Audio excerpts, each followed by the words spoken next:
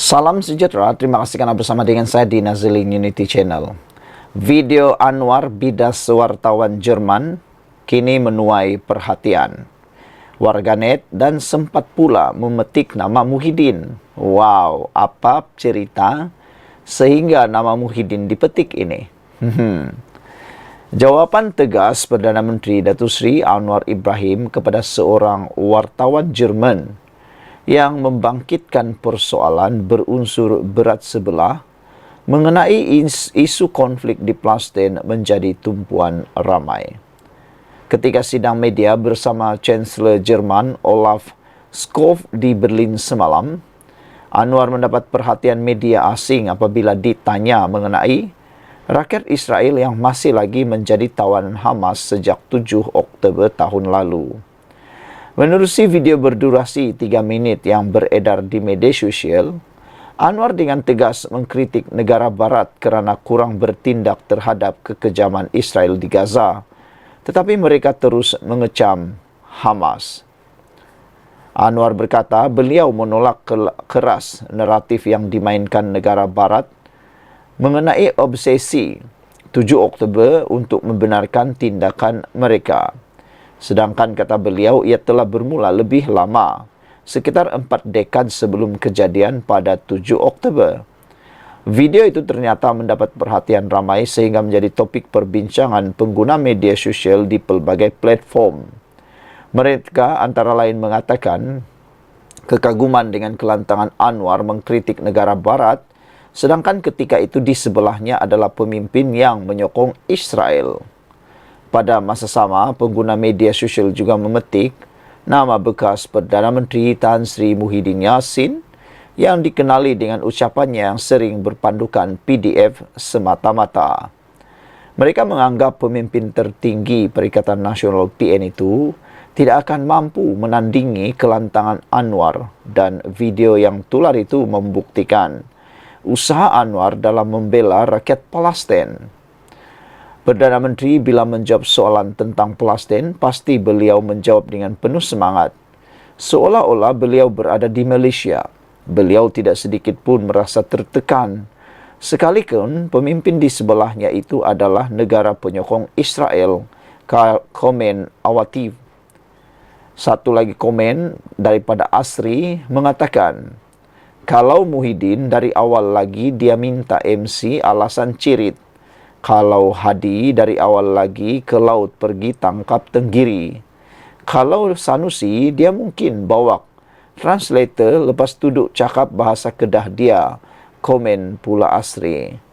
Ada juga yang menyebut mention nama Datuk Seri Shahidan Kasim di X kerana pernah mengkritik Anwar mengenai isu Palestin. Shahidan ni hang kata dia tak buat apa-apa untuk Palestin lagi. Hang buat apa? Komen pengguna lain. Jawab macam ni depan Jerman, another level Perdana Menteri ke-10, komen Nur Syuhada. Saudara-saudara sekalian, jawapan Anwar Ibrahim di dalam sidang media kali ini benar-benar menaikkan lagi level Anwar Ibrahim ke level yang berbeza sama sekali dengan para pemimpin yang disebut sebentar tadi. Contohnya Muhyiddin, contohnya Hadi Awang, contohnya Sanusi, dan juga seperti Datuk Seri Shahidan Kasim. Yang lucunya, komen Asri ini, kalau Muhyiddin dari awal lagi dia akan minta MC alasan cirit. Kalau Hadi pula katanya mungkin akan beri alasan awal-awal lagi ke laut pergi tangkap tenggiri. Sanusi pula mungkin akan menggunakan alasan atau akan membawa translator dan akan menjawab pula dalam bahasa yang beliau suka, yaitu bahasa Kedah dia, kata komen pula Asri. Ada juga yang menyebut mungkin kalau Datuk Seri Shahidan Kasim patut menjawab apakah beliau juga akan memberi jawapan seperti Anwar Ibrahim. Shahidan Kasim ni hang kata dia tak buat apa-apa untuk Palestin. Hang tengah buat apa? Komen pengguna lain merujuk kepada Shahidan Kasim dan juga jawapan daripada Anwar Ibrahim. Jawapan macam ni depan Jerman, another level. Perdana Menteri ke-10. Kita jumpa lagi. Bye-bye. Salam sejahtera. Ini adalah sesuatu yang mengejutkan dan lucu juga. Apabila Menteri Besar Sempoi kena seru selepas kaki tangan mendakwa 9 bulan gaji tidak dibayar.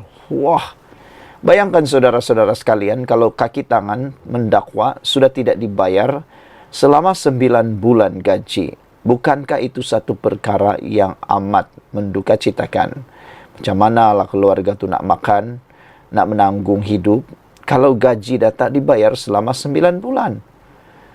Anak syarikat kepada Perbadanan Menteri Besar MBI iaitu Kedah Agro Holding Berhad didakwa tidak membayar tunggakan gaji kaki tangan selama 9 bulan. Perkara itu didedahkan salah seorang kaki tangan anak syarikat tersebut kepada aktivis politik yang juga Ketua Penerangan Siswa Keadilan, Wan Hadi. Menteri Besar Kedah, Datuk Seri Muhammad Sanusi Maknur tidak dapat mengelak dari dikaitkan kerana syarikat GLC tersebut dikatakan berada di bawah kendalian Sanusi. Berdasarkan mesej tular dipercayai dari kaki tangan syarikat tersebut, individu itu mendakwa surat telah pun dihantar kepada Sanusi mengenai tunggakan gaji mereka, namun tiada keputusan yang diperoleh. Kami di anak syarikat GLC di bawah MBI tidak dapat gaji selama 9 bulan. MBI ini Menteri Besar Incorporated di bawah Menteri Besar Kedah, kata mereka.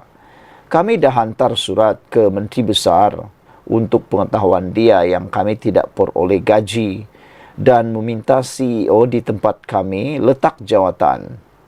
Namun, balasan yang diberi itu tiada kata putus. Kami cuma nak hak kami sebagai pekerja sahaja, katanya dalam satu mesej yang dikongsi oleh Wan Hadi di platform X. Dakwa individu itu lagi, petisyen juga telah dihantar ke kediaman rasmi Sanusi di Dewan Seri Mantolun, Kedah. Namun tiada kata putus yang diberikan. Sementara itu menerusi 2 helai surat yang didedahkan dipercayai, surat balas dari Setiausaha Kerajaan Negeri Kedah Darul Aman, pejabat itu antara lain memaklumkan bahawa Kedah Agro Holdings baru sahaja menerima tawaran menjalankan perniagaan yang baharu. Dengan pendapatan itu kelak, ia akan digunakan untuk membayar gaji-gaji yang tertunggak. Dengan erti kata lain, syarikat tersebut tidak mempunyai dana ketika ini untuk melangsaikan tunggakan gaji pekerja. Sementara itu, dalam pendedahan lain, Kedah Agro Holdings didakwa tidak melakukan caruman kumpulan wang simpanan pekerja KWSP sehingga 2 ke 3 tahun. Wow. Dengan ini, kalau benar Kedah Agro Holdings tidak melakukan caruman kumpulan wang simpanan pekerja KWSP sehingga 2 ke 3 tahun, habislah. Ini akan boleh menyebabkan Kedah Agro Holdings mungkin akan diharamkan, ditutup atau akan didakwa.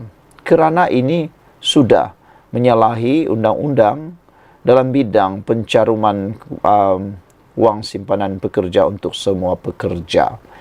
Itulah antara komen daripada netizen. Mereka kata, Sanusi janganlah terlalu sibuk mengganggu pentadbiran Anwar Ibrahim. Jadilah pula Menteri Besar Kedah, kata mereka. Sibuklah menjaga Kedah sahaja. Contohnya menyelesaikan isu kaki tangan tidak dibayar 9 bulan gaji ini. Kita jumpa lagi untuk ulasan seterusnya. Salam sejahtera, terima kasih kerana menonton channel Nazilin Unity. Selamat berpuasa kepada rakan-rakan beragama Islam. Ini pendedahan daripada Menteri Keselamatan Dalam Negeri, iaitu Saifuddin Nasution Ismail.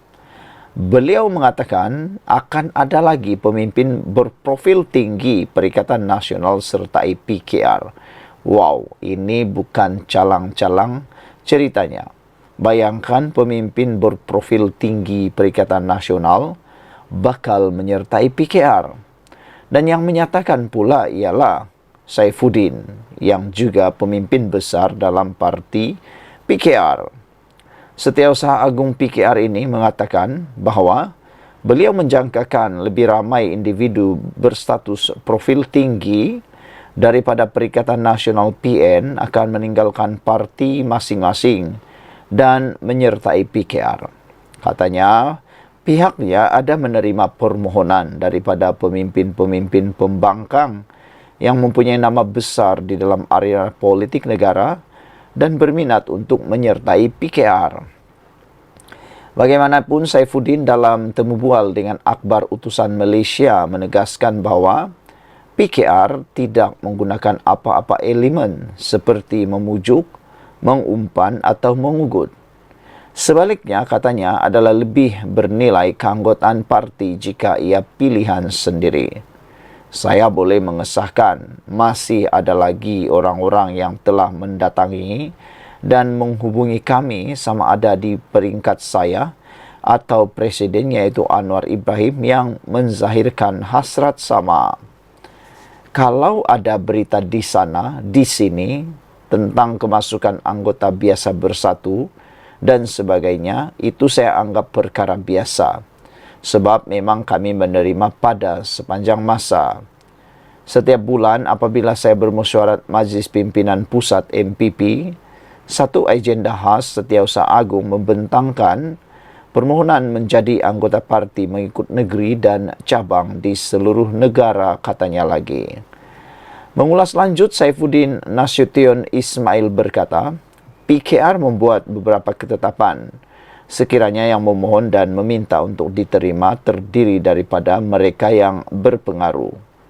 Jadi itu mesti diberi justifikasi dan penerangan. Memang ada individu high profile yang mohon, katanya.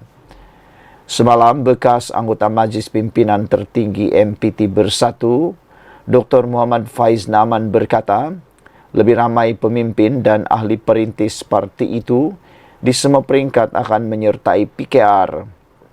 Selain Faiz, penyertaan terbaru Bersatu ke PKR termasuk bekas Adun Dengkil, Adhib Shan Abdullah.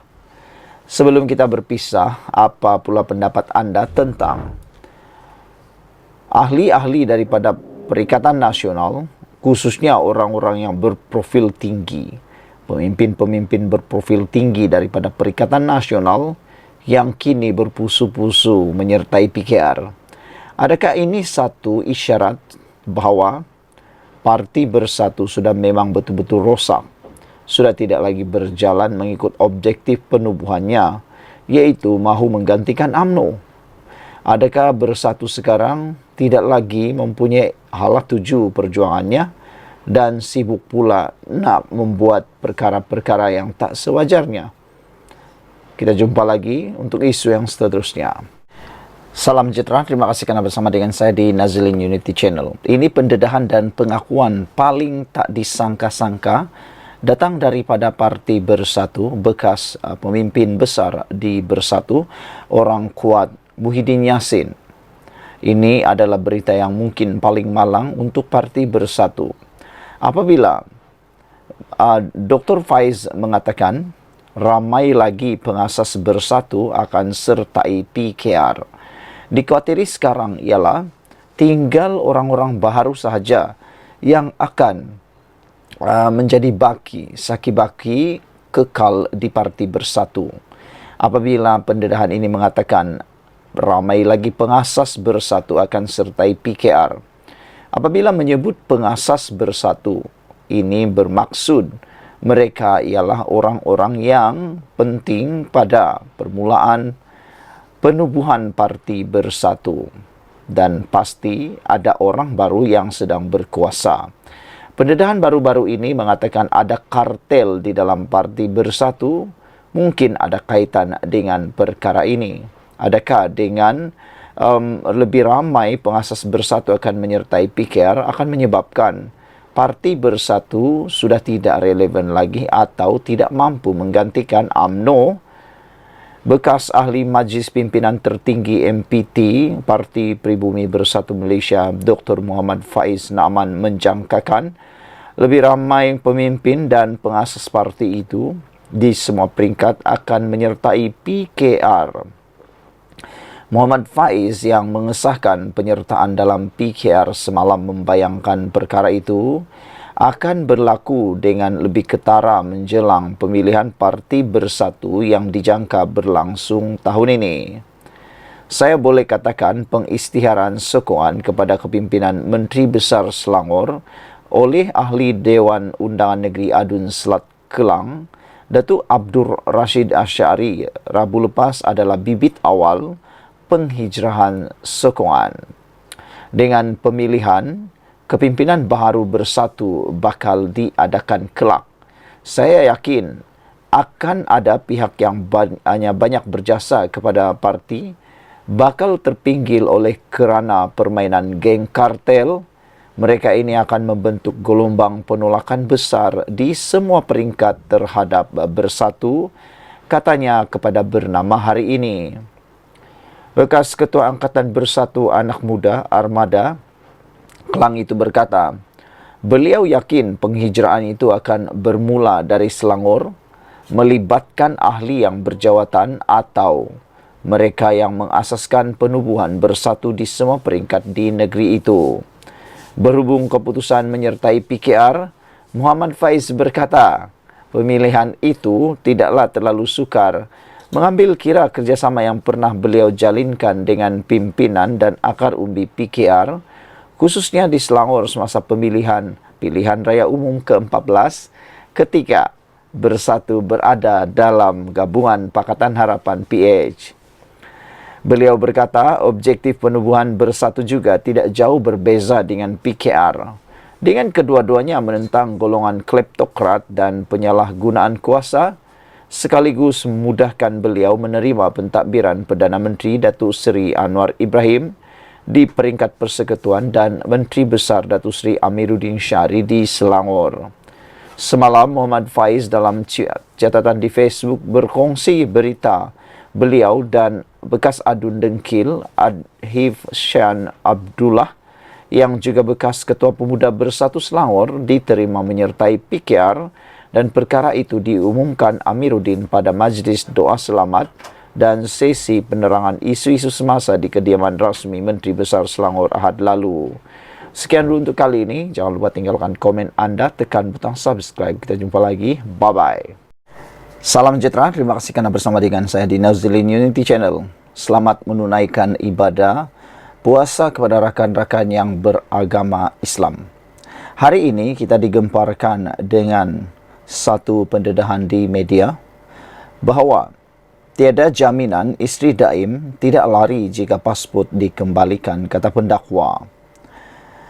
Pihak pendakwaan memberitahu Mahkamah Tinggi di sini pada Rabu bahawa tiada jaminan isteri bekas Menteri Kewangan Tun Daim Zainuddin, iaitu Toh Puan Naimah Abdul Khalid akan kekal berada di negara ini jika pasport antarabangsanya dikembalikan secara tetap.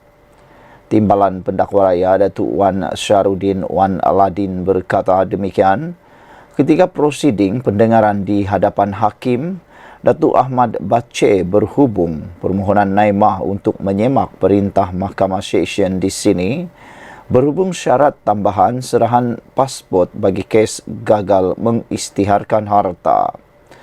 Menurutnya, pembelaan bagi pihak Naimah tidak boleh menggunakan hujahan bahawa anak guam mereka tiada risiko untuk melarikan diri. Saudara-saudara sekalian, sebelum kita teruskan ulasan kali ini, jangan lupa tinggalkan komen anda. Sila nyatakan jaminan tertuduh tidak akan melarikan diri. Kami sendiri tidak boleh beri jaminan. Namun saya juga tak berani nak kata wujud risiko untuknya melarikan diri. Jadi, kita perlukan pasport untuk perjalanan prosiding. Selain syarat tambahan iaitu penyerahan pasport tidak bersifat kejam, katanya.